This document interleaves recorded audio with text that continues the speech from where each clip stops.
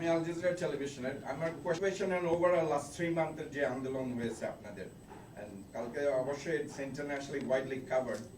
What is your assessment of the current political situation and where it's going to go with keeping in mind with the election ahead in 2023 or maybe January 2024? How do you perceive the political situation? We have several times categorically said that this government is an unelected government. This is not an elected government. Last two elections were totally flawed. And in fact, you know that the last election, 2018, the election was declared night before the day of election. And in fact, even the candidates who could not go for campaigning, a lot of our candidates were arrested before the election. Mr. Rai is here. He was severely tortured, attacked, and injured. And a lot of our candidates were injured, they were arrested. Thousands of our boys, our activists, they were arrested, they were tortured. Thousands of false fake cases were lodged against our activists and the campaigners. So you know the understand of what happened at that time. And in 2014, 154 candidates were declared uncontested, and only 5% people they went for voting. So no vote at all. And this time, they have formed an election commission without consulting the other political parties.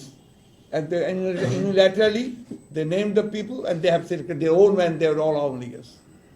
And the political scenario in the country, you are observing it, that when a liberal democratic political party has declared a peaceful programs of divisional gatherings, 3 days earlier, the government-supported unions, of transport unions, they declared hartals and strikes 3 days earlier. Our workers and leaders, they were arrested from their houses, and they were barred from coming to, even through other transports, in all the places. But people there, they overcome the whole situation, and they attended the gatherings very successfully, and the meetings were held very successfully. This time in Dhaka, just before, even if it was 1 month ago, they started saying that there will be no elections, there will be no meetings in Dhaka city. Nobody will be allowed to hold any meeting here, and they will not be allowed to gather. They were saying all these things. They are threatening people. They are threatening everybody. So that is the scenario now. I told you earlier that in from our party, which is the biggest, largest political party, 600 people have been enforced disappearance has happened, and they just disappeared. More than thousands have been killed, and more than 3.5 million people, they were given fake cases. Still, today, this morning, I had been in the court with 2 cases. Mr. Mirza was also there with several cases, and these things are continuing for the last 14 years. So there is no, in fact, there is no democratic environment here. There is no democratic space. We are not being allowed to hold our processions, meetings freely.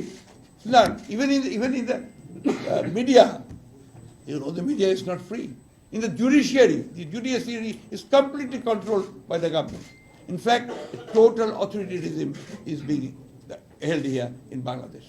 So in Bangladesh, the crisis now is it's a authoritarian and a fascist government is ruling this country. They are violating all the provisions of the constitution. They are violating all the normal rules of democracy and not giving any space to the people. This is the whole situation here.